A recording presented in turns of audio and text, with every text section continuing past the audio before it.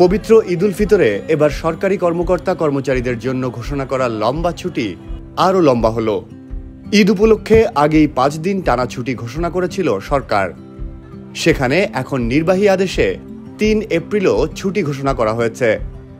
এর ফলে এবার 28 মার্চ থেকে আগামী 5 এপ্রিল পর্যন্ত টানা 9 দিন ছুটি পাচ্ছেন সরকারি কর্মকর্তা কর্মচারীরা।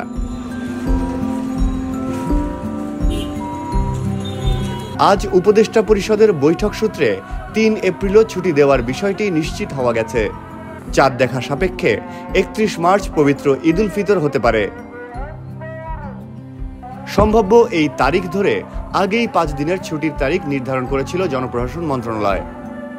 এই হিসাবে কাগজপত্রে 29 মার্চ শুরু হচ্ছে ঈদুল ফিতরের ছুটি, কিন্তু নির্ধারিত ছুটি শুরুর আগের দিন 28 মার্চ সাপ্তাহিক ছুটির দিন শুক্রবার।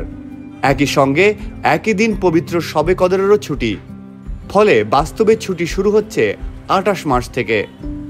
পূর্ব ঘোষণা অনুযায়ী ছুটি শেষে অফিস খোলার কথা ছিল 3 এপ্রিল বৃহস্পতিবার। তার পরের দিন আবার সাপ্তাহিক ছুটির দিন শুক্র ও শনিবার। এখন 3 এপ্রিলও নির্বাহী আদেশে ছুটি হওয়ায় 28 মার্চ থেকে 5 এপ্রিল পর্যন্ত টানা 9 দিন ছুটি ভোগ করবেন সরকারি কর্মকর্তা কর্মচারীরা।